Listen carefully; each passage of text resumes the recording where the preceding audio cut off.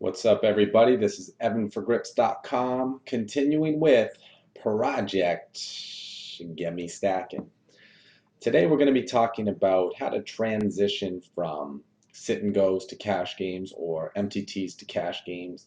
Basically, switching what variant or discipline of poker you play because you think another one might be more suited to you or might be more profitable for you. By the way, if you want to decide what the best game is for you and you haven't really put a lot of time into it yet, check out my video entitled What's Your Style? And you should get an idea on what's going to be best for you. Anyway, let's get straight to the question. Hailing from the United Kingdom. Hope everyone over there is enjoying St. Patrick's Day. Dear Grips, my name is Keith Hudson, aka Boombasto, and I've been playing poker for the past 2 years, but only been playing properly for the past 6 months. When I say properly, I refer to understanding strategies, bankroll management, and studying the game. I'm going to read that one again since it's so important for anyone who doesn't get it. Playing properly refers to understanding strategies, bankroll management, and studying the game. Okay. I used to play MTTs for the rush, but rarely made any big scores. I've changed my games to single table sit and goes around the same time I first came across your channel on YouTube. Results have been going great where I am now crushing $15 to $20 buy-ins to the point where I'm making more income from poker than my full-time job in the banking industry. Wow. I owe so much of this change to you because by following your methods and relating my hands to your live sessions, I've never needed to deposit any more funds, something I was doing on a weekly basis before. Wow. That's amazing. Congratulations, Keith. However, my weakness has been my level of play when trying to move into cash games. Results aren't eye-opening, and it often gets to the point where I'm glad to just break even after a session. I could stick to sit and goes and make consistent profit, but it feels like the best players out there are best at cash games. Sorry it's taken a long time to get to my question. Put into a nutshell, as a regular sit and go player, how should I approach cash game sessions differently to sit and goes? Also, what limits would you recommend for a slightly confessed, weaker cash game player? Many thanks, Keith Hudson. And I think this is a question that a lot of you guys are going to be sharing, a sentiment that's going to be shared by many, that whatever you're playing, you feel you're doing well at, but you see the best players play cash games, or you see that all the glory is in tournaments. So you want to try getting into that field of poker. And that's cool, that's great. It's obviously good to want to try new things and to get good at different games.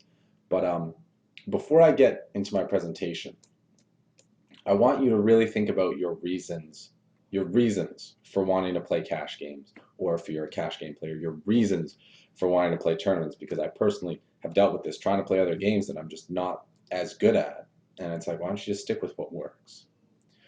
So, Keith, in your email, you say that the reason that you think you should play cash games is because all the best players seem to play them. I don't think this, in and of itself, is enough of a reason to make the switch. In poker, your goal is to make money, and whatever game you are strongest at is probably going to be where you make the most money. Sit and goes, like cash games, like MTTs, go very high up in limits, and if you want to make more money playing, moving up limits with a strong skill set is usually going to be a better option than trying to learn a new game entirely. And when it comes to rake back and rake races, sit and go players fucking crush the cash game players. So, if you're looking to just do a steady grind with a little rake back on top of your regular profits, sit and goes are a very good way to go, especially if you can get the system down. I feel like they're also easier to multi-table. So before you take the leap, since it will require a good amount of effort to learn other variants of the game, make sure it's something you are doing for the right reasons. So a couple of examples could be you love the idea of deep stack play, or you like playing live poker where sit and goes aren't that popular. You know what I mean. It should be for the reasons that you really want, not simply because everyone else is doing it. I mean, if you got a good thing going, why not just keep doing it? Ride it out. Anyway, let's get on to the presentation. So, how do we do it? How do we transition? Well, let's look at the main goals of the different games because while they are all forms of poker, they are different. In sit and goes, you need to protect your stack. Making it to the money is so important in sit and goes that we generally, at least in the single table sit and goes, play to cash, then play to win. This will lead to a generally conservative style, which involves avoiding confrontation. And to be successful in sit and goes, you need to be a really strong pre-flop player. MTTs, on the other hand, you just want to make it to the top three. This is going to make you much more risk inclined, trying to play big pots rather than avoid them. Sit and goes, you want to be more risk averse, just try to take down pots without having to run the cards out. Getting knocked out of a tourney is much less significant than in a sit and go because you're going for a payout of like 100 times your investment, sometimes even more, rather than a 3, 5, or 10 times your investment payout, which is what you would get in a typical sit and go. This encourages more gambling, constant pressure, and requires a lot more fearlessness on your part. Obviously, there are some situations in tournaments where your position changes this and bubbles and all this other stuff can affect decisions. But talking in general, you're going to be much more risk inclined when playing an MTT than you are going to be playing a sit and go. So already you can see conflicting things. If you're a sit and go player and you try to go to MTTs, you'll probably play too tight. And if you're an MTT player and you suddenly want to play single table sit and goes, there's a good chance you're going to be playing too loose and too reckless. Cash games, however, they're totally different because in cash games, there's no such thing as getting eliminated from the game. You can always reload, provided you have the money. So in a cash game, if you get stacked, it's no big deal if you play the hand fine. It's a lot more about playing each individual hand with the intention of maximizing your expected value.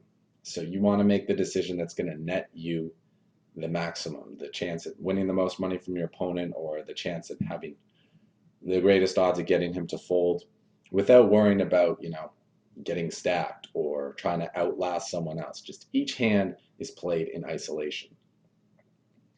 I would say cash games are more mathematical and decisions are more clear cut and exact.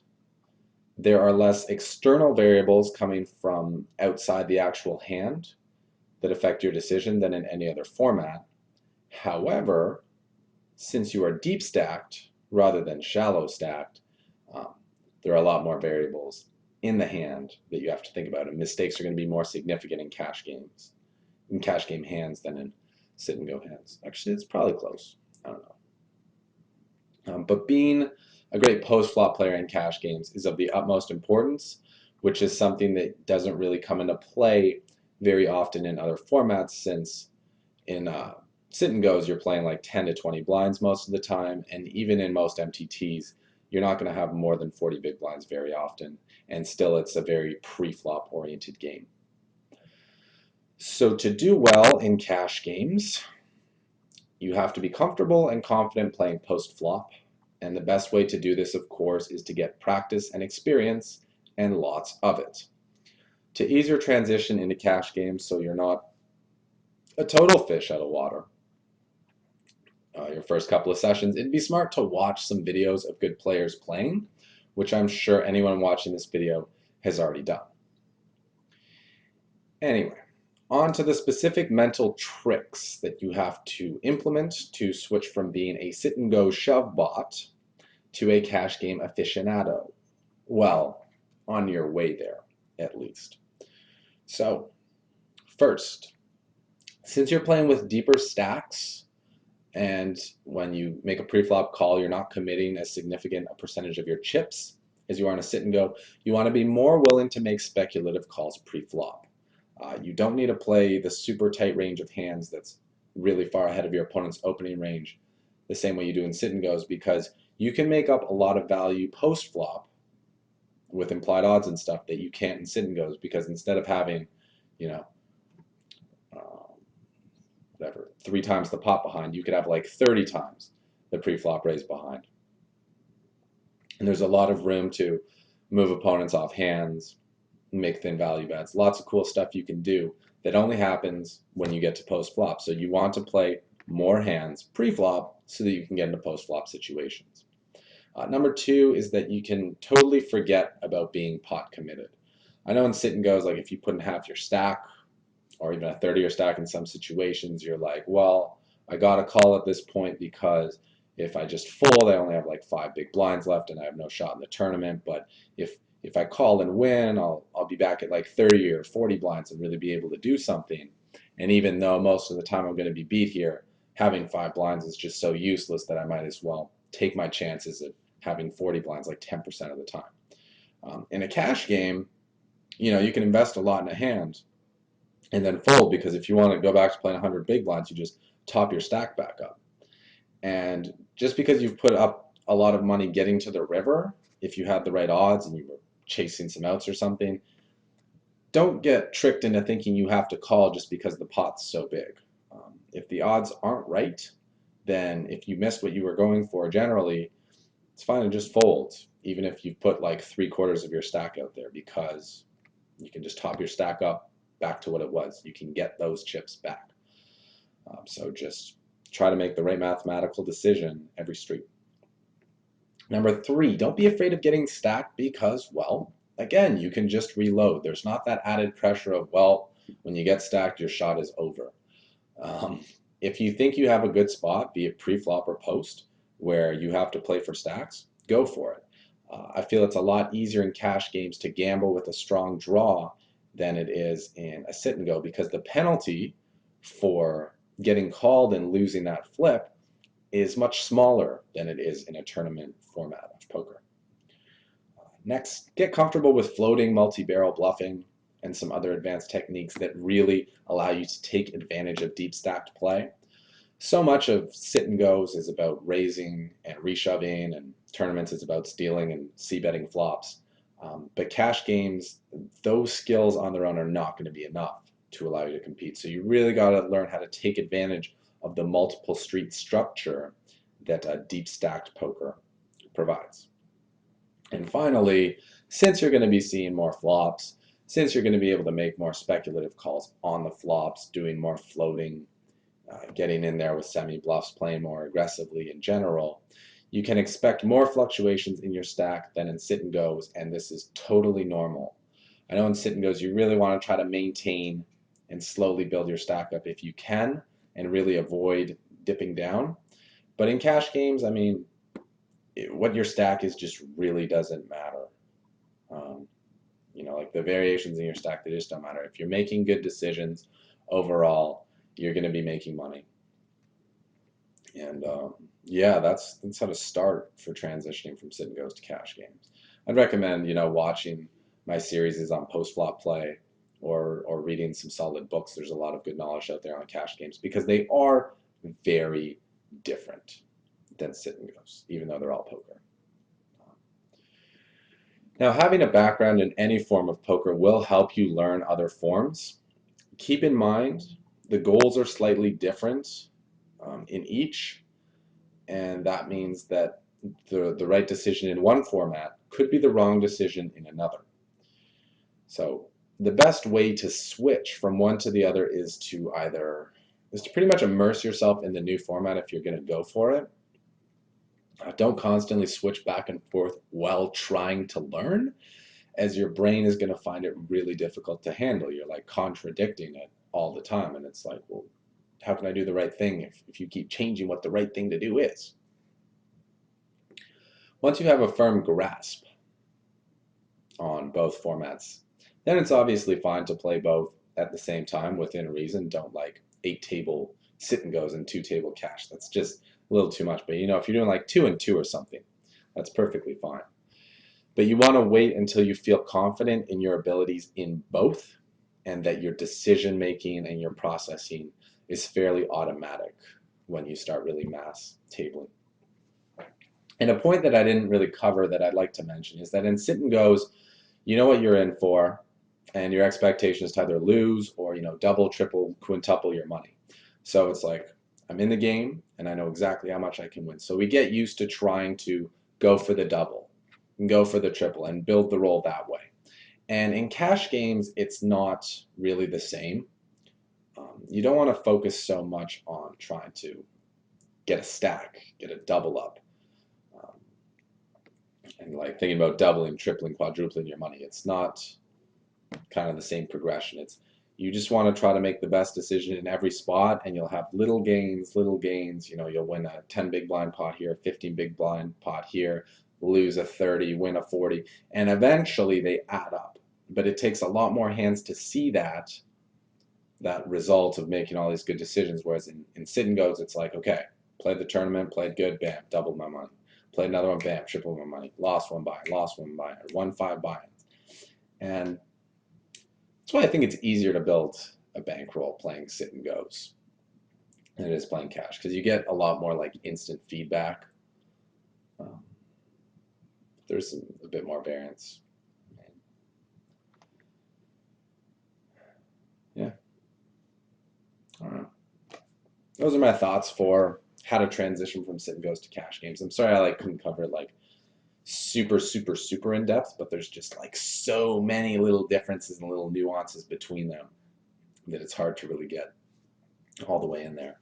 But the key thing when thinking about transitioning and how to go about it, because all the information's out there and it's easy to learn the different games. You buy a book, study up, then watch some videos, and then start practicing, and eventually you'll get the hang of it. But the key thing is deciding, why. Why do you want to transition to a new form of poker? If something's already working for you, why don't you just want to stick with it? Very often, you might say the other one seems more exciting, and then once you get into it and really play it, you'll realize maybe it's not. But hey, I'm not saying don't try, because the only way you can find out about the other formats is to try. But if you find one really comfortable versus one is really stressful, and one really works for you and makes you a lot of money, and the other one you just make a little bit or you break even, unless this one is going to be like way softer or something, or this is like the game of the future, then you probably want to stick with what works and just hammer out the volume, perfect, and then move up the limits, and that's how you're going to make more money. And I think the other question was, what limits should I play for cash games as opposed to sit and goes? I think if you play, $20 sit and goes, then you probably want to play a cash game where the buy-in is $20, so 10 cent, 20 cent. If you play $50 sit and goes, you play 25, 50 cent, no limit. If you play $5 sit and goes, you'd want to play 2 cent, 5 cent, no limit, so that if you do get stacked, heaven forbid, it's going to be for an amount of money that you are comfortable losing. You're used to losing. If you play $20 games, you're used to losing $20 on a coin flip. So if you get stacked for $20 in a cash game, that's normal. Um, yeah, definitely don't play bigger, and you might even want to play smaller, but you don't want to play so small that you feel like you're not stimulated. You want that little bit of excitement, but not to the point where you feel stressed. And yeah, that's my 2 cents. Just pick which one works for you and probably stick with it, and try the other ones on the side, but don't try to become awesome at the other one until you've experimented with and decided if it's something you really enjoy, because it's a big time commitment to get really good at something, and you don't want to focus your efforts on the wrong thing. Okay, I feel like this one's becoming a long presentation, so we gotta wrap it up. You guys remember that wrap it up box from Half Baked? It was hilarious. Okay, I'm off topic. Okay, if you have any comments, please leave them for me. I love reading your guys' comments. I love getting your guys' feedback so we can continue to improve these videos. If you have any questions for Project Get Me Stackin', send them to evan@grips.com with the subject line Get Me Stackin', so that I can help you get stacking. And finally, if you are finding these videos useful, if you are becoming a better player thanks to these videos, why not go ahead and subscribe so that you can get the videos as soon as they're released before anyone else. It also shows me your support and makes me feel valued. All right. I hope you guys found the video insightful and informative. This has been Evan for Grips.com saying peace.